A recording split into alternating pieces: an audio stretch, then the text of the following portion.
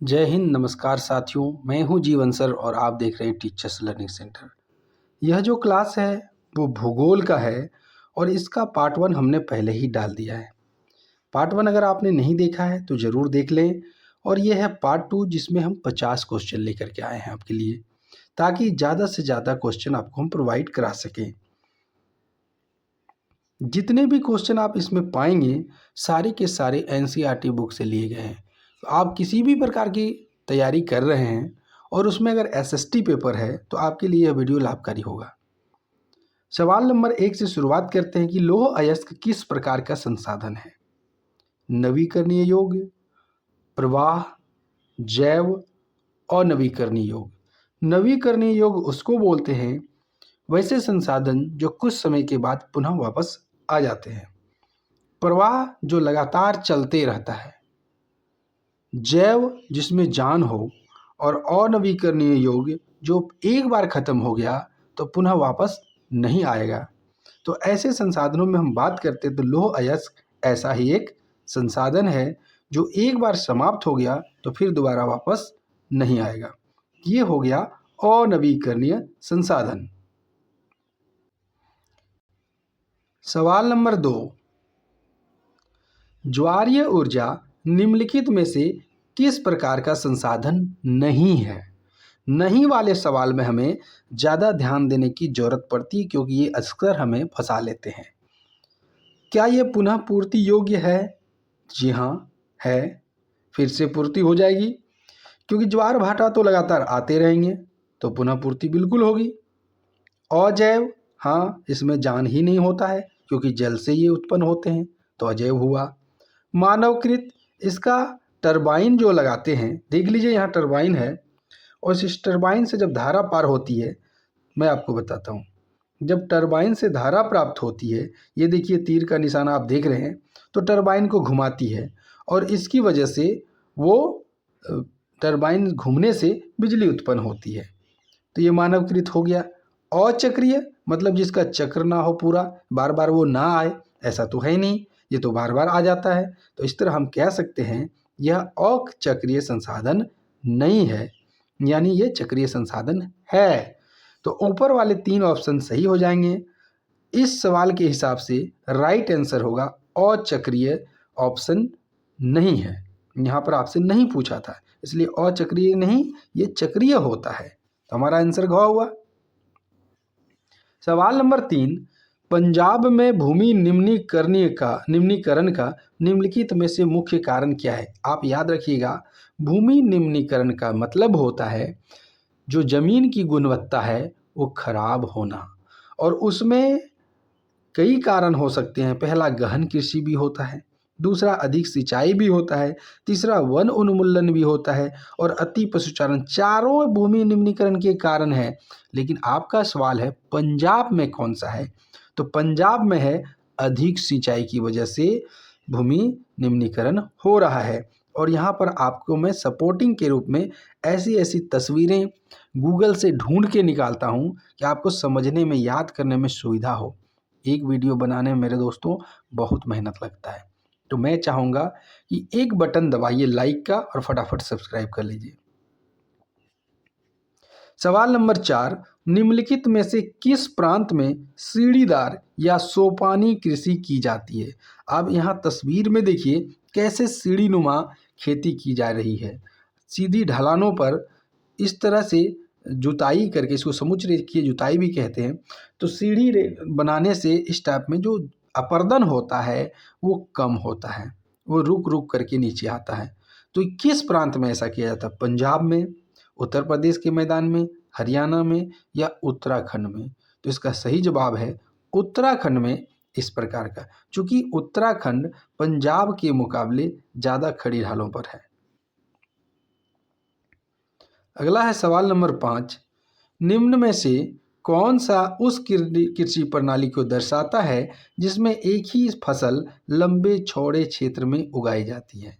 स्थानांतरित कृषि नहीं। स्थानांतरित कृषि को दक्षिण भारत में झूम खेती के नाम से झूम खेती कहते हैं, कर्तन दहन कृषि कहते हैं, मिल्पा कहते हैं, रोपा कहा जाता है, कई नामों से जाना जाता है उसको। तो स्थानांतरित कृषि है नहीं जो जगह बदल बदल करके किया जाए। दूसरा है रोपण कृषि हो सकता है, बागवानी नहीं। बागवानी जब भी हम करते हैं, आप देखिएगा कि अगर आपने बगीचे लगाए हैं तो उसमें कई प्रकार के मिक्स करके पौधे लगाते हैं। गहन कृषि, गहन कृषि भी ये इस बात को नहीं दर्शाता। गहन कृषि का अर्थ होता है एक ही खेत पर बार बार कई प्रकार की फसलों को उगाना। इसका सही आंसर होगा रोपण कृषि। मान लीजिए आपको रोपण कृषि करना है, कोई फसल लगाना है, तो एक ही प्रकार के केला लगा देंगे आप। यदि आपका पर्पस बिजनेस पर्पस है, आप वाणिज्यिक कृषि करना चाहते हैं तो इसका सही आंसर होगा रोपण कृषि। यदि आपने गन्ना लगाना है तो सिर्फ गन्ना लगा दीजिएगा, ये रोपण कृषि के अंदर। कॉफ़ी हो जाता है, काजू हुआ, चाय की हुआ, ये रोपण कृषि होती है। रोपण कृषि की खासियत है इसमें पौधे को सीधा लगाया जाता है। अब आपके दिमाग में आ रहा होगा क्या धान रोपण कृषि है? नहीं, उसके हम बीज को छिड़कते हैं और बीज को छिड़कने के बाद फिर उखाड़ करके उसको रोपा जाता है। रोपण कृषि में ऐसा नहीं होता है, डायरेक्टली पौधे को लगाया जाता है।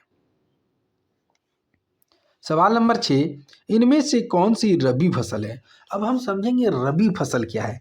तो शीत ऋतु में लगने वाली फसल को रबी फसल कहा जाता है। जब धान की कटाई हो जाती है तो अक्टूबर नवंबर के महीने में धान की कटाई हो जाती है और इसके बाद जो फसल लगाते हैं फरवरी मार्च में उसको काट लिया जाता है, जिसे हम रबी फसल कहते हैं। ऐसे पौधों को कम पानी की ज़रूरत पड़ती है और खरीफ फसल में ज़्यादा पानी की ज़रूरत पड़ती है। चावल खरीफ फसल हो गया, मोटे अनाज खरीफ फसल हो गया, चना, मैं ऑप्शन से देखूंगा, चावल खरीफ है, चना खरीफ है, कपास खरीफ है, मोटे अनाज।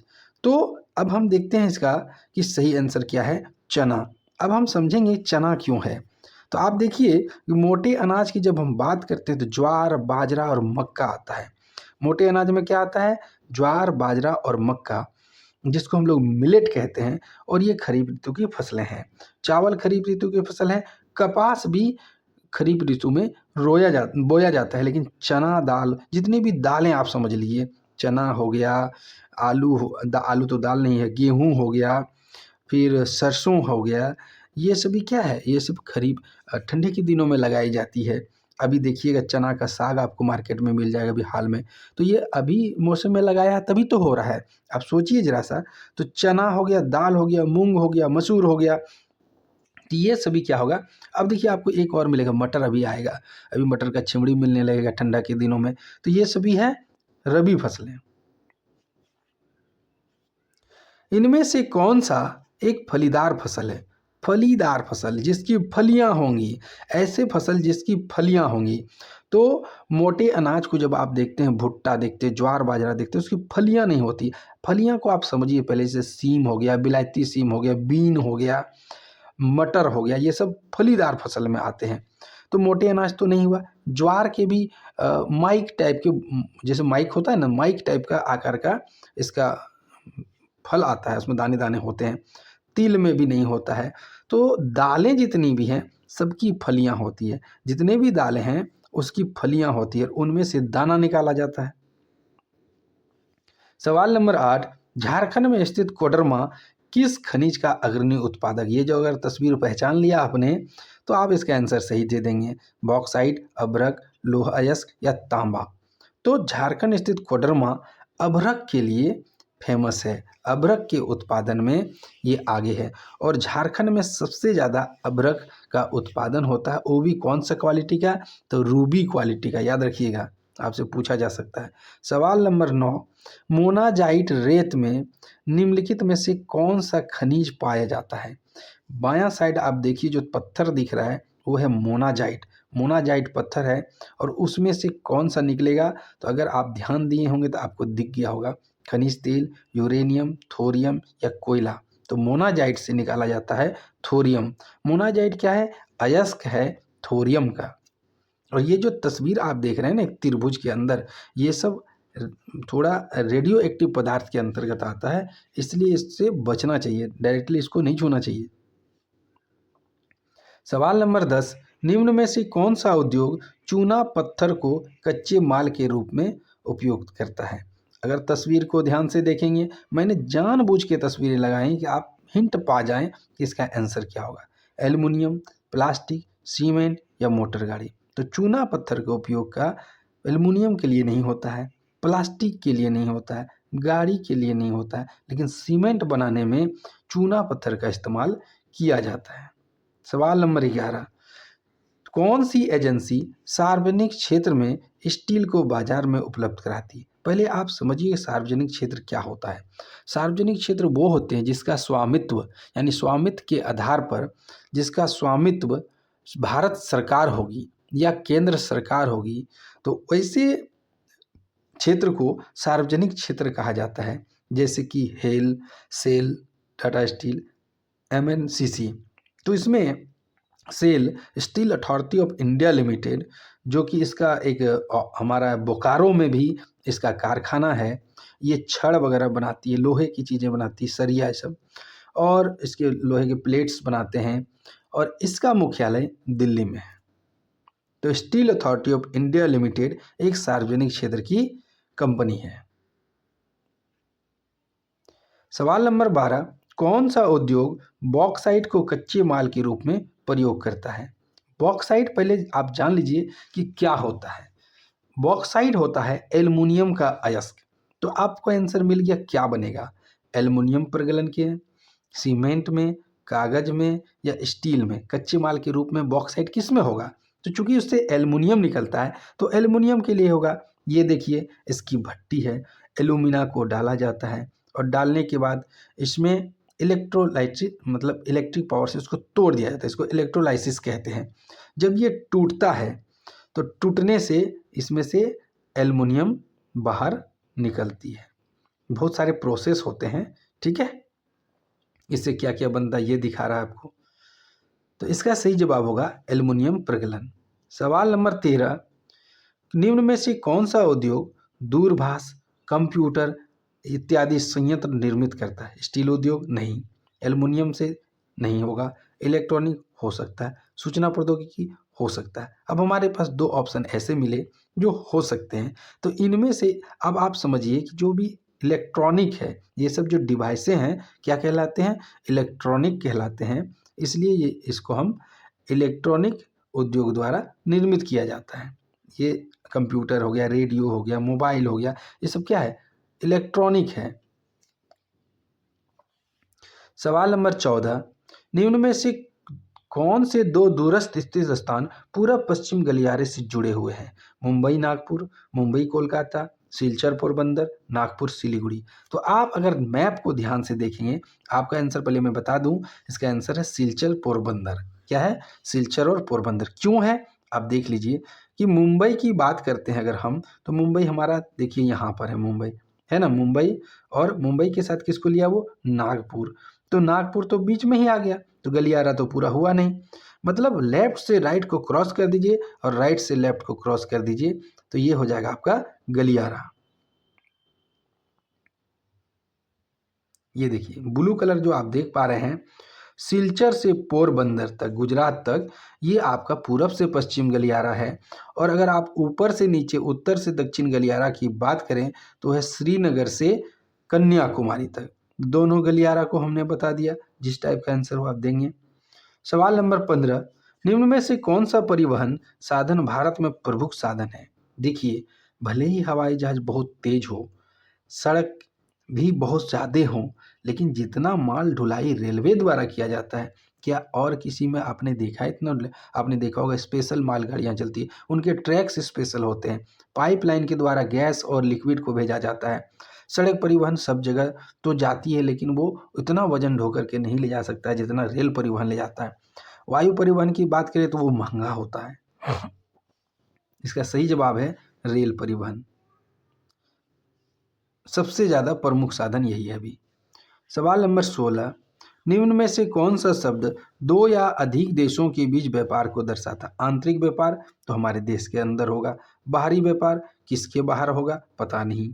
स्थानीय व्यापार लोकल में होगा, जैसे कि हटिया वगैरह लगता है वो। अंतर्राष्ट्रीय व्यापार, अंतरराष्ट्रीय, दो राष्ट्रों के बीच यानी अलग अलग देशों के बीच व्यापार होता है। हवाई जहाज के द्वारा होता है, कार्गो के द्वारा होता है, जल मार्ग के द्वारा होता है, ट्रकों के द्वारा होता है, और भी कई तरीके हैं व्यापार करने के।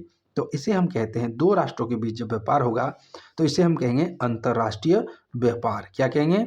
अंतर्राष्ट्रीय व्यापार। देखिए यहाँ छूट गया है तो मैं यहाँ टिक लगाता हूँ। इसका आंसर क्या होगा? अंतर्राष्ट्रीय व्यापार, ये वाला। आगे देखिए सवाल नंबर 17, कर्क और मकर रेखाओं के बीच कौन सा कटिबंध है? कर्क रेखा और मकर रेखा के बीच शीत कटिबंध, शीतोष्ण कटिबंध, उष्ण कटिबंध, अति उष्ण कटिबंध। तो आप पहले ये जान लीजिए अति उष्ण कटिबंध होता नहीं है, इसका सही जवाब है उष्ण कटिबंध। उसे मैं आपको दिखाता हूँ। ये देखिए यहाँ पर, ये जो देख रहे हैं आप, ये है कर्क रेखा और ये है मकर रेखा। इन दोनों के बीच के जो स्थान है इसको हम कहते हैं उष्ण कटिबंध। क्या कहते हैं? उष्ण कटिबंध। और आप याद रखिएगा 23.5 डिग्री नॉर्थ को कर्क रेखा कहा जाता है और 23.5 डिग्री साउथ को मकर रेखा कहा जाता है। सवाल नंबर 18, सूर्य से तीसरा सबसे नजदीक का ग्रह कौन सा है? क्रम से पूछा है आपसे, तो आप क्रम को याद रखिएगा। बुध, शुक्र, पृथ्वी, मंगल, बृहस्पति, शनि, अरुण और वरुण। बुध, शुक्र, पृथ्वी, मंगल, बृहस्पति को ही गुरु बोला है, शनि, अरुण को ही यूरेनस बोला है और नेपच्यून को वरुण बोलता है। ठीक है, तो इसका सही जवाब क्या होगा? बुध, शुक्र, पृथ्वी। तो हमारा तीसरा ग्रह कौन सा हो गया? तो पृथ्वी हो गया। ये देख लीजिए अब यहाँ तस्वीर में, ये देखिए बुध, शुक्र, पृथ्वी कहाँ पर है? तो पृथ्वी है ये वाला तीसरे नंबर पर। ये क्रम को याद रखिएगा। और ये जो चार, आप चार चार में बांट दीजिए दोनों को, तो देखिए 1 2 3 4, ये 4 हो गए और 1 2 3 4, इसे कहते हैं आंतरिक ग्रह और इसको कहते हैं बाह्य ग्रह। जो आंतरिक ग्रह होते हैं वो छोटे होते हैं, जो बाह्य ग्रह होते हैं वो बड़े होते हैं। साथ ही साथ ये पत्थरों के बने हैं जबकि ये ग्रह गैस के बने होते हैं। इस पर हमने स्पेशली अलग से वीडियो डाली हुई है, आप उसे जरूर देखिए किस ग्रह को क्या कहा जाता है। सवाल नंबर 19, सूर्य से पृथ्वी पर, सूर्य का प्रकाश पृथ्वी पर आने में लगभग कितना समय लगता है? ये क्वेश्चन थोड़ा सा उतना क्लियर नहीं बताया। सूर्य से पृथ्वी पर प्रकाश आने में कितना समय लगता है? कहने का मतलब सूर्य का प्रकाश पृथ्वी तक आने में कितना समय लगता है? 8 मिनट 20 सेकेंड, 8 घंटा 20 मिनट 8 सेकेंड या 10 मिनट? तो सूर्य का प्रकाश पृथ्वी तक आने में 8 मिनट 20 सेकेंड लगते हैं। अब आप एक दो जीके जान लीजिए। सूर्य का जो स्पीड है उस पर, सूर्य के प्रकाश का स्पीड जो होता है 3 लाख किलोमीटर पर सेकेंड होता है। यानी एक सेकेंड में सूर्य का प्रकाश 3 लाख किलोमीटर ट्रेवल करती है। सवाल नंबर 20, पृथ्वी का आकार कैसा है? गोलाकार, संतरे की तरह, भूआब, सेब की तरह? तो पृथ्वी का आकार नारंगी की तरह गोल होता है, ऐसा माना जाता है। क्यों माना जाता है? तो इसको आप देख लीजिए। जब हम इक्वेटर की बात करते हैं दूरी की, तो इसका दूरी कितना होता है? 12,756। तो 56 लिख लिया हमने।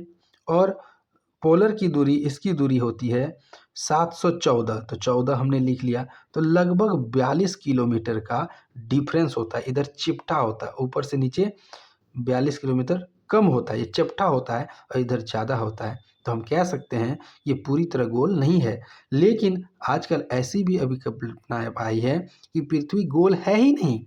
ये आंसर क्वेश्चन के लिए बिल्कुल सही है। पृथ्वी कुछ इस प्रकार दिखती है, ये देख लीजिए। तभी तो यहाँ सागर हैं। अगर गोल होता तो फिर महासागर कहाँ रहेगा, पहाड़ कहाँ रहेंगे? ये सब देखिए कुछ पृथ्वी इस प्रकार। और ये जो रंगीन आकृतियां दिखती है ना, इसी को कहते हैं भू आभ। क्या कहते हैं? भू आभ, धरती की आभा। सवाल नंबर 21, मानचित्र पर नीला रंग किसे दर्शाया जाता है? महासागर को, पठार को, कृषि क्षेत्र को, पहाड़ को? तो सिंपल सी बात है, नीले रंग का महासागर होता है। सवाल नंबर 22, एशिया एवं यूरोप को अलग करने वाली कौन सी पर्वत श्रृंखला है? Andes, Himalaya, Ural, Rocky? तो यूराल पर्वतमाला एशिया को यूरोप से अलग करती है। ये देखिए, यह है यूराल पर्वतमाला। यहाँ पर देख रहे हैं आप, ये यूराल पर्वतमाला है जो एशिया को यूरोप से अलग करती है। इसका आंसर हो गया यूराल पर्वतमाला। सवाल नंबर 23, उत्तरी अमेरिका, दक्षिणी अमेरिका किस प्रकार जुड़े हुए हैं? स्थल संधि द्वारा, जल संधि द्वारा, नहर संधि द्वारा या द्वीप द्वारा। तो एक एक करके हम चर्चा करते हैं। पहले इसका आंसर जान लीजिए। इसका आंसर है स्थल संधि। अब क्यों है उसको आप समझिए। मैं दो तस्वीरें आपको दिखाता हूँ। ये देखिए आप, पहले वाले में ऊपर वाला है उत्तरी अमेरिका और नीचे वाला है दक्षिण अमेरिका। लेकिन जो दोनों जुड़े हैं, क्या कहीं पर भी आपको कटिंग दिखाई दे रही है? ऐसे पानी कटा हुआ है? नहीं है ना। तो इस तरह के जुड़ाव को हम कहते हैं स्थल संधि। लेकिन भारत और श्रीलंका पर अगर आप गौर करेंगे तो वहाँ पर आपको क्या मिलता है? जल संधि। ये देखिए, अगर दो जुड़ाव के बीच में गैप हो तो उसको जल संधि कहते हैं, यानी स्ट्रेट कहते हैं। और दो जुड़ाव के बीच में जमीन हो इसको स्थुमस या स्थल संधि कहते हैं। सवाल नंबर 24, वायुमंडल में सर्वाधिक प्रतिशत किस गैस का है? Nitrogen, oxygen, carbon dioxide, argon. तो इसका राइट आंसर है नाइट्रोजन, जो लगभग 78% है। अब आप बाकी गैसों के बारे में थोड़ा जान लीजिए। नाइट्रोजन 78.08, ऑक्सीजन 20.95 यानी 21 मान के चल सकते हैं, आर्गन 0.93। आपसे भी पूछा जा सकता है कार्बन कितना है। तो कार्बन का याद रखिएगा, जो एग्जाम में ऑप्शन आपको मिलेगा वो मिलेगा 0.003%। एक मिनट, ज़्यादा जीरो तो हमने बैठा दिया, 0 इतना नहीं होगा, इतना होगा 0.03%, इतना। ठीक है। और कार्बन जो होता है सबसे गर्म गैस होती है। सवाल नंबर 25, पृथ्वी का कौन सा भाग ठोस चट्टानों का बना हुआ है? वायुमंडल, स्थलमंडल, जलमंडल, आयनमंडल। तो नाम से ही देखिए, स्थल में ही ना ठोस चट्टानें मिलेंगी।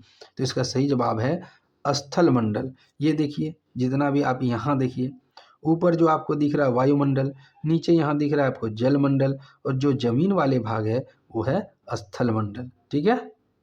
जो स्थल वाला भाग है वहीं पर आपको मिलेगा चट्टानें। सवाल नंबर 26, सबसे बड़ा महासागर कौन सा है? प्रशांत महासागर, हिंद महासागर, आर्कटिक महासागर, अटलांटिक महासागर। तो सबसे बड़ा जो महासागर है वो है प्रशांत महासागर, और सबसे गहरा महासागर भी प्रशांत महासागर है। अब आप देख लीजिए प्रशांत महासागर कहाँ है, जिसे हम इंग्लिश में कहते हैं पैसिफिक ओशियन। पैसिफिक ओशियन, ये देखिए आप, प्रशांत महासागर। ये आप कहेंगे दो साइड है, नहीं भाई, दो साइड नहीं, पृथ्वी गोल है, दोनों सटा हुआ है। ये आपका एशिया अफ्रीका हो गया, ये ऑस्ट्रेलिया हो गया, यूरेशिया यानी यूरोप और एशिया, ये दक्षिण अमेरिका और ये उत्तरी अमेरिका। और नीचे जब आप जाएंगे ध्रुव की ओर तो यहाँ पर मिलेगा अंटार्कटिका, और इन दोनों के बीच में इंडियन ओशन और आर्कटिक अंटार्कटिका के बीच में दक्षिण महासागर, जिसको साउदर्न ओशियन भी कहते हैं। सवाल नंबर 27, हिमालय के सबसे दक्षिणी भाग को क्या कहा जाता है? शिवालिक, हिमाद्री, हिमाचल या उत्तरांचल। तो इसको कहा जाता है शिवालिक। क्या कहा जाता है? शिवालिक, जो 1500 से 2000 मीटर की ऊंचाई पर। अब थोड़ा इसके बारे में जान लेते हैं। हिमालय का जब आप स्थानांतरण रेखाएं खींचेंगे तो 3 रेखाएं खिंचाएगी, कुछ इस प्रकार की। तो जो सबसे निचली रेखा है उसको शिवालिक कहते हैं, शिवालिक। और इसके बाद बीच वाले को कहते हैं हिमाचल, और ऊपर वाले को बात कहते हैं हिमाद्री या ग्रेट हिमालय। इसकी कुल लंबाई 2525 किलोमीटर है हिमालय की, यानी 2500 किलोमीटर है। और गंगा की नदी की लंबाई है 2525 किलोमीटर। सवाल नंबर 28, बंगाल की खाड़ी में स्थित द्वीप समूह कौन सा है? अंडमान निकोबार द्वीप समूह, लक्षद्वीप समूह, मालदीव या दमन और दीव। तो बंगाल की खाड़ी में सिंपल सी बात है, सभी जानते हैं, अंडमान और निकोबार द्वीप समूह है। ये देख लीजिए। और यहीं पर भारत का सबसे दक्षिणतम पॉइंट है इंदिरा पॉइंट, जिसको पिग्मेलियन पॉइंट भी कहते हैं। और पिछले वाले क्वेश्चन, जो टेस्ट हमने लिया था, ये टेस्ट पेपर में सीरीज चलता रहेगा, जो हमने पिछले वाला टेस्ट पेपर लिया था उसमें हमने ये बातों को बताया था। सवाल नंबर 29, भारत का दक्षिण में विस्तार कहाँ तक है? तो दक्षिण में देखिए कन्याकुमारी, हमने अभी थोड़ी देर पहले एक सवाल में बताया था, जो श्रीनगर से कन्याकुमारी हमने बताया था, है कि नहीं? कोच्चि नहीं होगा, चेन्नई नहीं होगा, तिरुवनंतपुरम नहीं होगा, ये होगा कन्याकुमारी। ये देखिए, है ना। तो इसकी लंबाई कितनी है? 3214 किलोमीटर। और ये भी सवाल हमने पहले वाले वीडियो में दिया है। और पूरब से पश्चिम कितना है? 2933 किलोमीटर। इसका अक्षांश भी हमने बताया था, 8 डिग्री 4 मिनट से लेकर के 37 डिग्री 6 मिनट तक है ना। और इसमें 68 डिग्री 7 मिनट से लेकर 97 डिग्री 25 मिनट तक पूरब से पश्चिम में।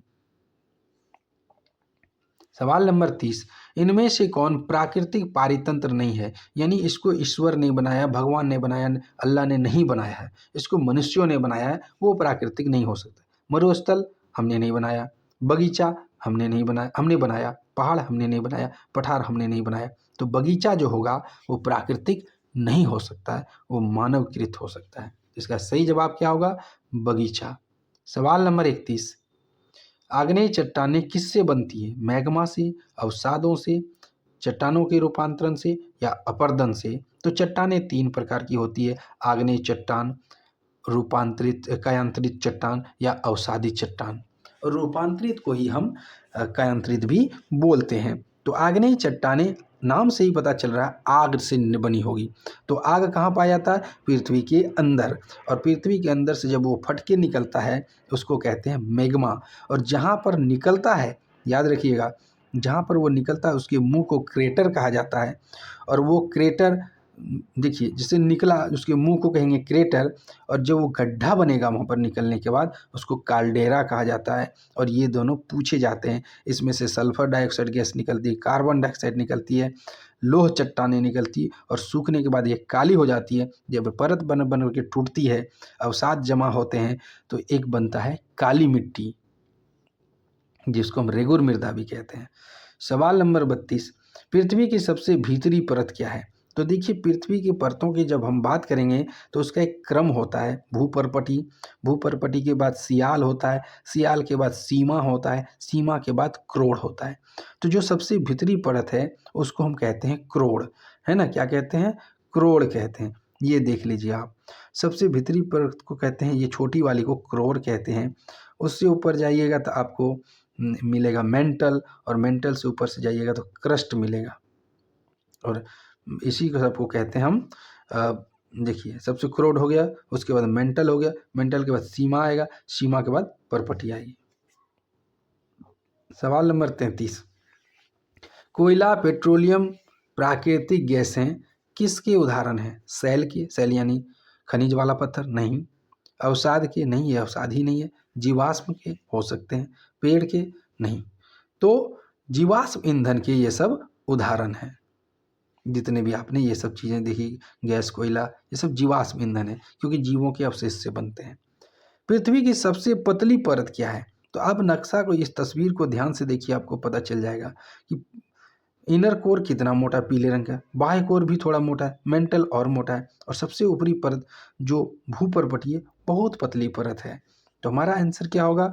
भूपर्पटी। और यहीं पर उपजाऊ चीज़ें पाई जाती हैं, हम सब भी इसी के ऊपर में रहते हैं। सवाल नंबर 35, वायुमंडल में कौन सी परत हवाई जहाज उड़ाने के लिए उत्तम मानी जाती है? क्षोभ मंडल। क्षोभ मंडल मौसम संबंधी घटनाओं के लिए होता है। समताप मंडल, जिसका तापमान हमेशा समान रहता है, इसीलिए यहाँ पर हवाई जहाज उड़ाने के लिए उत्तम है। और इसके लिए तो हमने तस्वीर भी आपको लगा दी, देख लीजिए। क्षोभ मंडल मौसम संबंधी घटनाएं, समताप मंडल हवाई जहाज उड़ता है, और इन दोनों के बीच में यानी समताप मंडल में ओजोन की परत होती है। इससे ऊपर जाइएगा तो मध्य मंडल, जहाँ उल्का संबंधी घटनाएं होती है। उससे ऊपर जाइएगा तो आपको मिलेगा ताप मंडल, और ताप मंडल में हमारा ताप मंडल को ही आयन मंडल कहते हैं। और यहीं पर जितने भी सैटेलाइट हैं वो चक्कर लगाते हैं। इसके बाद आ जाता है वायुमंडल, और वायुमंडल के बाद आ जाता है अंतरिक्ष। सवाल नंबर 36, अब बोलिए, 2:35 हो गया, कोई बात नहीं, अब हो गया तो हो गया। किसी भी समय वायु में उपस्थित जलवाष्प की मात्रा को क्या कहते हैं? इसको 36 करता हूँ मैं पहले। किसी समय वायु में उपस्थित जलवाष्प की मात्रा को क्या कहते हैं? आपने ऐसा देखा ही होगा, ठंडे के दिनों में अधिकतर दिखता है। आप बाइक चलाएंगे, आपके भौं बाल में पानी की बूंदें आ जाएगी। इसको क्या कहते हैं? वर्षा? नहीं। हिम? नहीं। बादल? नहीं। आर्द्रता कहते हैं। इसको क्या कहते हैं? आर्द्रता। और आर्द्रता को मापने वाले को हाइग्रोमीटर कहा जाता है। इसको किससे मापा जाता है? रुकिए, हाइग्रोमीटर, ये भी आप याद रखेंगे साथ ही साथ, हाइग्रोमीटर कहा जाता है। सवाल नंबर 36, उत्तरी अमेरिका में पाए जाने वाला प्रमुख घास का मैदान है। तो देख लीजिए, पैम्प्रेरी है, पंपास, स्टेपी है, वेल्ड है। इस मैप को आप जरूर अपने मोबाइल में रखिएगा, स्क्रीनशॉट ले लीजिए और ज़रूर रखिएगा। देखिए, जो ध्रुवीय प्रदेश होते हैं वहाँ पर जो घास के मैदान थोड़े बहुत पाए जाते हैं उसको टुंड्रा कहते हैं, और उत्तरी अमेरिका के घास के मैदान को प्रेरी कहा जाता है। देखिए, ये उत्तरी अमेरिका है। दक्षिणी अमेरिका को पंपास। तो अमेरिका में 2 पीपी हो गया। अफ्रीका में सवाना और वेल्ड है, और ऑस्ट्रेलिया में भी सवाना है, और ये हमारा एशिया में है स्टेपी। ये घास के मैदान है। आपसे उत्तरी अमेरिका का पूछा है तो इसका आंसर प्रेरी होगा। सवाल नंबर 38, एशिया के किस देश में रेल मार्ग की लंबाई सर्वाधिक है? विश्व का नहीं पूछा है, आपसे एशिया का पूछा है। भारत में नहीं, अभी इतना नहीं हो पाया। चीन में हो सकता है, नेपाल में तो छोटा सा देश है, बांग्लादेश और भी छोटा है, कहाँ से होगा? तो एशिया में पहले नंबर पर आता है चीन, और दूसरे नंबर पर आता है रूस, उसके बाद आता है भारत का स्थान। इसका सही आंसर चीन है, और ये एक बुलेट ट्रेन का चित्र है। राष्ट्रीय राजमार्ग संख्या 2 नेशनल हाईवे 2 किस शहर से होकर गुजरती है? तो कहाँ के किस शहर से होकर? झारखंड के किस शहर से होकर गुजरती है? रांची, बोकारो, धनबाद, जमशेदपुर। तो इसका देखिए, मैं आपको जूम करूंगा, आप देख लीजिएगा। ये देखिए, ये जो आप तस्वीर, रुकिए मैं दिखाता हूँ। ये जो गुजर रहा है ऐसे करके, देख पा रहे होंगे, ऐसे ये गुजर रहा है। तो इसी को कहते हैं नेशनल हाईवे 2, जो धनबाद के गोविंदपुर से गुजरती है। तो इसका सही आंसर होगा धनबाद। सवाल नंबर 40, टूकन क्या है? फसल है, पशु है, पक्षी है या फूल है? तो आप देख लिए तस्वीर, तो अब आपको बताने में सुविधा हो जाएगी। तो टूकन क्या है? टूकन बोलिए या टुकान बोलिए, ये एक पक्षी होता है जिसकी चोंच बहुत बड़ी होती है। ये सीटेट में भी पूछा गया सवाल है इसके बारे में। सवाल नंबर 41, जादूगोड़ा खदानें किसके लिए प्रसिद्ध है? माइका के लिए, सोने के लिए, यूरेनियम के लिए, लो अयस्क के लिए। ये जो तस्वीर आप देख रहे हैं ये रेडियो एक्टिव पदार्थ है जिसको हम यूरेनियम कहते हैं। ये अधिकतर रेडियो एक्टिव से बम बनाया जाता है, इससे परमाणु ऊर्जा बनाई जाती है विखंडन करके। सवाल नंबर 42, भारत में सर्वाधिक जूट मिलें किस राज्य में स्थित है? पश्चिम बंगाल, असम, आंध्र प्रदेश या उत्तर? तो जूट में उत्पादन में पश्चिम बंगाल अग्रणी माना जाता है, और जूट को ही गोल्डन फाइबर या सुनहरा रेशा भी कहते हैं। तो इसका सही जवाब हो जाएगा पश्चिम बंगाल। सवाल नंबर 43, भूत जलोकिया नामक मिर्च भारत के किस राज्य में मुख्य रूप से उगाई जाती है? भूत जलोकिया यानी घोस्ट चिली भी बोलते हैं इसको, भूत मिर्चाई बोलते हैं। कहाँ उगाई जाती है? पश्चिम बंगाल, असम, आंध्र प्रदेश, उत्तर प्रदेश। तो ये मिर्च उगाई जाती है असम में, जो अब तक की सबसे तीखी मिर्च होती है। सवाल नंबर 44, बांग्लादेश में प्रवेश करने के बाद किस नदी को पद्मा के नाम से जाना जाता है? तो ये देखिए, एक नदी बगल से बहकर आई है इधर से, और ये नदी है गंगा, और इधर से जो बह के आई है यह है ब्रह्मपुत्र।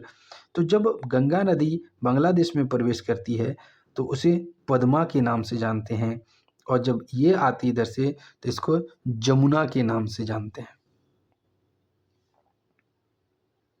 इसका सही आंसर हो गया गंगा। कौन सा बंदरगाह, 45वां सवाल है, बंदरगाह भूमि से घिरा हुआ और सबसे गहरा बंदरगाह है?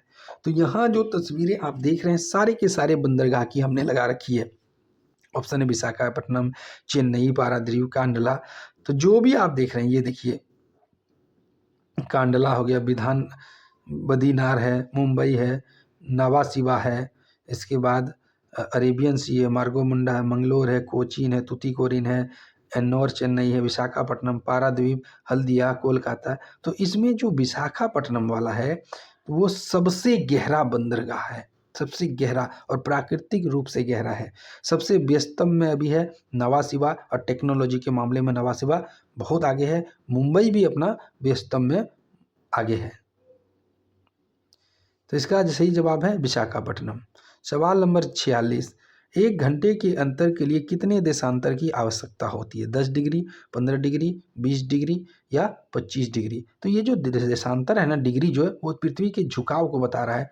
तो 15 डिग्री में 1 घंटे का अंतर हो जाएगा। तो भारत के पूरब से पश्चिम यानी गुजरात से अरुणाचल प्रदेश से गुजरात तक में 2 घंटे का गैप है। इसका मतलब 30 डिग्री वो देशांतर में झुके हुए हैं। सवाल नंबर 47, निम्नलिखित में से कौन सा राज्य पश्चिमी घाट का हिस्सा नहीं है? अब देखिए 2 घाट हैं, एक है पूर्वी घाट और एक है पश्चिमी घाट। तो पश्चिमी घाट में गुजरात है, तमिलनाडु यहाँ पर है। देखते तमिलनाडु, तो तमिलनाडु का कुछ हिस्सा यहाँ पर भी है, तो ये पश्चिमी घाट को टच करेगा। आंध्र प्रदेश बिल्कुल ही यहाँ पर है, तो आंध्र प्रदेश इसका राइट आंसर होगा। अब थोड़ा सा मैं इसमें आपको दिखाता हूँ जूम करके। ये देखिए, आप देख रहे हैं, यहाँ पर आप देखिएगा, देखिए ये गुजरात हो गया, महाराष्ट्र हो गया, गोवा हो गया, इसके बाद कर्नाटक हो गया, फिर केरल है, देखिए केरल, और केरल के बाद कुछ हिस्सा तमिलनाडु का भी यहाँ पर टच करता है, लेकिन यहाँ आंध्र प्रदेश है, ये वाला हिस्सा कभी टच नहीं करता है। इसी वाले हिस्से को, जो कोरोमंडल, ये वाले हिस्से को कार्नेटिक भी कहा जाता है। टीपू सुल्तान वाले वीडियो में हमने बताया था आपको ये। और ये ऊपर जब जाएंगे बंगाल की खाड़ी तरफ, पश्चिम बंगाल की तरफ, उड़ीसा पश्चिम बंगाल की तरफ, तो उसको उत्तरी सरकार भी कहा जाता है।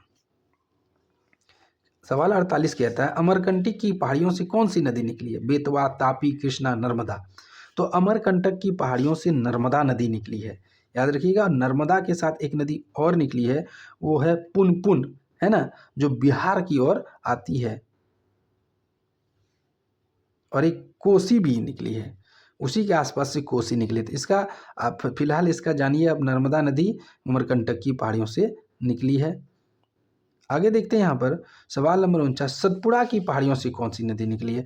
आप इस जगह को ध्यान से देखिए, यहाँ 2 लकीरें दिखाई दे रही होगी, यहाँ पर है ना। तो यहाँ पर है 2 रेंज, यहाँ पर है विंध्याचल भी है, रुकिए 1 मिनट, ये देखिए नीचे वाला सतपुड़ा है आपका, ठीक है, और ऊपर वाला विंध्याचल रेंज, और यहाँ पर है अरावली रेंज। इधर पश्चिमी घाट की पहाड़ियाँ हैं, इधर पूर्वी घाट की है। अब आपसे पूछा जा रहा है कि जो नीचे वाला सतपुड़ा रेंज से कौन सी पहाड़ी निकली है? बेतवा, तापी, कृष्णा या नर्मदा? तो यहाँ से निकली है तापी नदी, जिसको ताप्ती भी कहते हैं। और नर्मदा और ताप्ती दोनों ही भ्रंश घाटियों से होकर के बहती और जाकर के अरब सागर में गिरती है, पश्चिम की ओर बहने वाली ये 2 मात्र नदियाँ हैं। सवाल नंबर 50, कि भारत का सबसे बड़ा नमक उत्पादक राज्य कौन सा है? गुजरात, तमिलनाडु, आंध्र प्रदेश, राजस्थान। तो आपको इसको याद रखने का तरीका क्या है कि जो सबसे बड़ी बाउंड्री शेयर करता है समुद्र के साथ, वो है गुजरात। और यहाँ आप देख पा रहे होंगे कि नमक कैसे जमीन पर जमा करके जाता है, इसको भरिया सब उठा करके ले जाते हैं। ये वाष्पीकरण विधि द्वारा बनाया जाता है, समुद्र के पानी को जमा किया जाता है, जब वाष्पीकरण हो जाता है तो सब उससे जो फैन आता है, मतलब झाग, वो नमक में कन्वर्ट हो जाता है। तो ये कुछ इम्पॉर्टेंट वाले 50 क्वेश्चन थे आपके लिए, बहुत ही लाभकारी। तो फटाफट से सब्सक्राइब कर लो, कर लिया तो बहुत बहुत धन्यवाद, नहीं किए भैया तो करो, अभी भी वक्त है, कर लो। और भी इसी तरह के लाजवाब वीडियो आपको मिलेंगे। हमारी मेहनत के लिए एक लाइक करो, किसी प्रकार की क्वेरी के लिए कमेंट करो, और ज़्यादा से ज़्यादा शेयर करो। मिलते हैं अगले वीडियो में, तब तक के लिए धन्यवाद।